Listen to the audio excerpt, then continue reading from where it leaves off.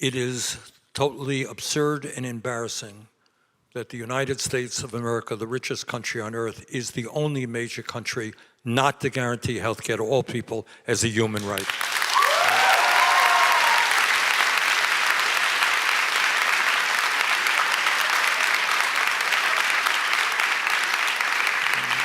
The function of insurance companies is not to provide health care, it is to make a lot of money, and they do make a lot of money. Drug companies make an enormous amount of money. And it saddens me very much that we have a system which everybody recognizes is broken, it is dysfunctional, it is enormously complicated. And by the way, not only are we the only major country not to guarantee health care to all people, we're spending twice as much per capita as other countries. So I think the answer to your question is health care is a human right. We guarantee health care to all people, young, old, rich or poor. Can I add one thing to that? It is true that healthcare companies can abuse AI to decide not to insure people who are going to get sick, which is what they'd like to do. However, I think the benefits that we're going to get from AI in healthcare are a bigger effect than that. I think we'll get huge benefits from AI reading medical scans, AI designing new drugs, AI being able to take all the data about a patient, their genome, all the tests that are done on them, all the tests that have been done on their relatives, and use that information to make better diagnoses. We've already seen that. Microsoft had a system that could diagnose better than doctors, quite a bit better, I think. So it is true that any powerful technology like this will be abused by people trying to make more money, but overall the effect in healthcare, despite that, I think will be very positive. Thank you so much. Thank you. Back up to the balcony. Hi, my name is Zach. I'm an undergraduate senior, and I'm studying human science. And I was just wondering, have you seen the movie WALL-E? Because I feel like, as you've been saying with AI and all the potential benefits, why does it not make sense for us to invest all of our money, all of our time into developing really, really powerful super AIs so that they can just take care of all of our problems? And in the future, we don't have to worry about things like working and jobs. Okay, let me answer that.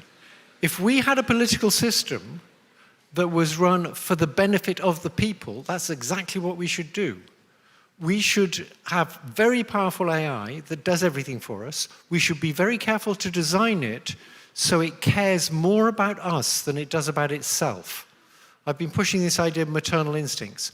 If you look around for how can we coexist with something smarter than us? Well, look around to see where does a less intelligent system thrive in the presence of a more intelligent system. There's only one place, and that's a baby and a mother. The mother cares more about the baby than she does about herself. The baby thrives. We need AI with maternal instincts. We don't know how to engineer that, but we're still in charge, and we should be able to engineer that. That's part of the puzzle. If we can engineer that, and we can have a political system which aims to help all of the people all of the time, it would be great. But that's not the political system we've got in most places. We've got authoritarians. We have systems in which some people see most of the other people as mugs to be exploited. They're a market. We need to deceive them into buying our useless products, which fail as quickly as possible so we can sell them more. In that kind of system, it's very bad to develop AI and put people out of work. But there is the hope that we could get a system where it is used for the benefit of everybody. A system like one big family, that's what it should be like. So it's not just totally out of the question, but this is kind of, I feel like I'm sort of 16 again and thinking about how politics ought to be. It's very idealistic. Well, I think you've raised a very important question. And I think you're saying, hey, this is great. AI is going to come. You don't have to do this job. You don't have to do that job. Really, really good. Do you think that is what Mr. Musk and Mr. Bezos have in mind? Do you think that's why they're spending hundreds of billions of dollars to say, hey, isn't this great? We can lower the work week. We can guarantee healthcare, high-quality healthcare to everybody. We can expand life expectancy. We can solve global warming. Man, let's go do it. That's what we want to do. Do you think that's what these guys have in mind? Probably not. Probably not. And what Dr. Hinton was saying is exactly the issue. Are AI and robotics inherently bad? Absolutely not.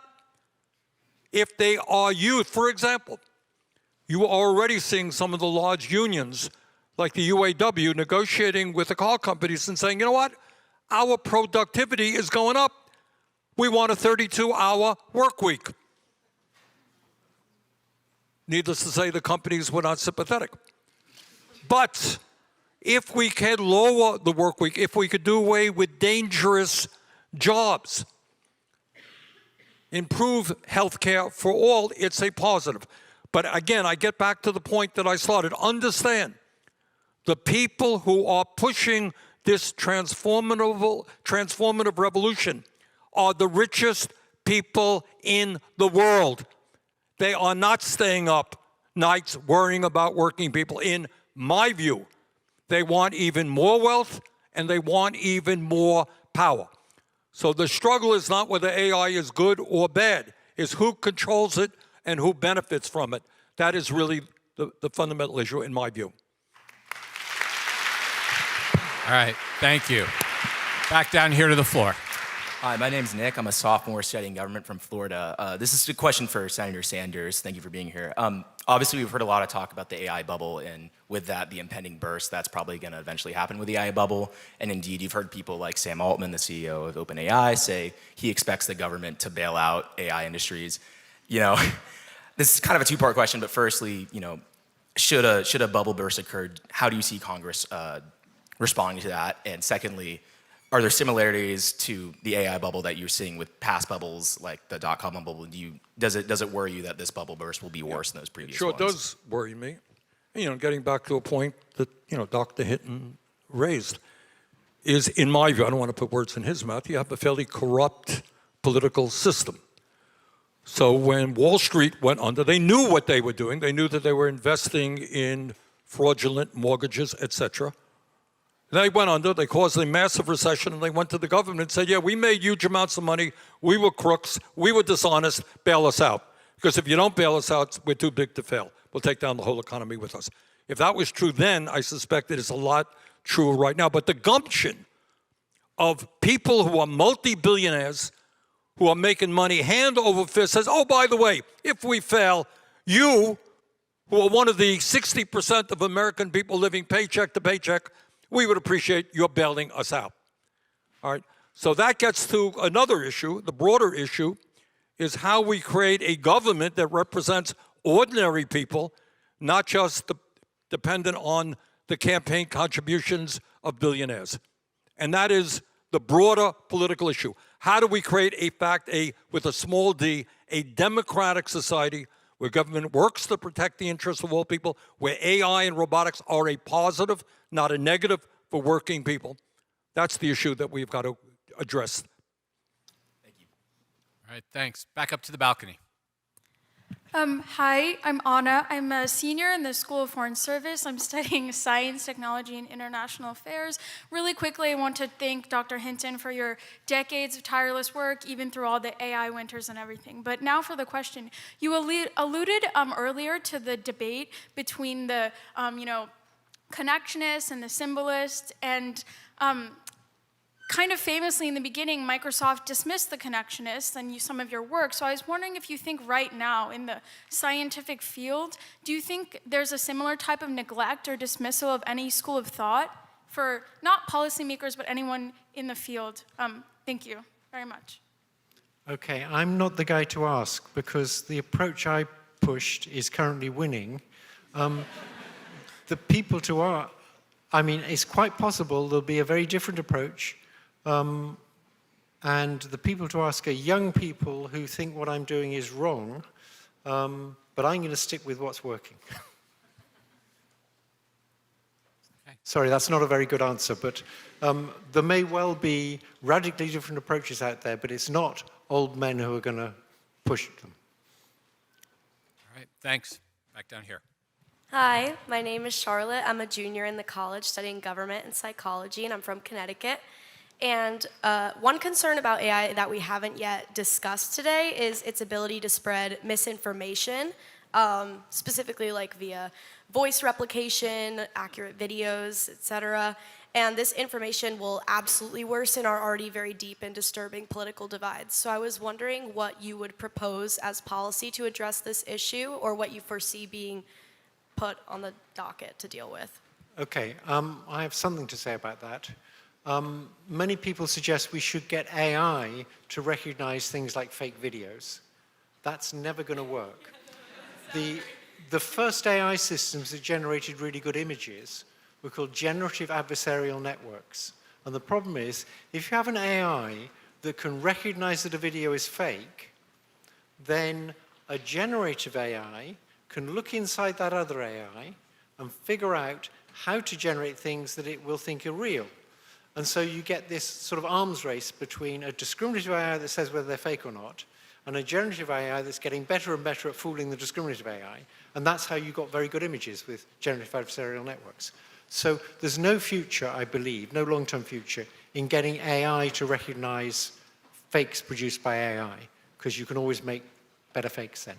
The way to do it is to have provenance. So a few hundred years ago in Britain, there were political pamphlets, and the government insisted that every pamphlet that was printed had the printer's name on it. Because if you had the printer's name, you could find out who paid the printer, and you could find out the provenance of the pamphlet. And that's because the printing press was a limitation. At least for political videos, there's a scheme suggested to me by Jan Tallinn, I should mention Jan Tallinn. He's invented Skype with some other people, sold it to Microsoft. He's a billionaire. He's used a lot of his money for AI safety. Many, many AI safety groups are funded by Jan Tallinn. He's taken it very seriously. He suggested you do the following. Every political video, you have a QR code at the beginning. The QR code takes you to a website. Websites are unique. If that is the website of the political campaign, and on that website there's the identical video, you know it's for real. If not, you know it's not. And your browser can do all that work. Your browser can take the QR code, go to the website, check it's the website of that campaign, check if there's an identical video. So it should be possible for your browser to tell you that this is a genuine video for that campaign, at least. You have to go for provenance, not recognizing fakes. I once gave this argument to people from the New York Times who thought that was great, because I believe news that comes from the New York Times, the BBC, the Guardian. People I believe will get two sources, at least two sources, and won't just make stuff up. Occasionally get stuff wrong, but it's all going to be done by provenance, I believe, in the long run. Okay. Well, as somebody, I am told by my staff that I was on television selling, on the internet, selling some insurance policy. And it sounded and looked very much like me. So it is a real issue. And you just worry that, 2 weeks before an election, and they're very good at this stuff. You can have somebody sounding like somebody saying crazy stuff which can impact an election. So it's a very big issue, and I think it's got to be dealt with. And I actually think we should use inoculation. That is, before an election, people should put out very convincing fake videos in favor of Trump, fake videos against Trump. And at the end of the fake video, they should say, that was a fake video. What they're trying to do is make you understand that fake videos will be out there. And it's like inoculation. They give you one that's labeled as fake so you can get used to dealing with it.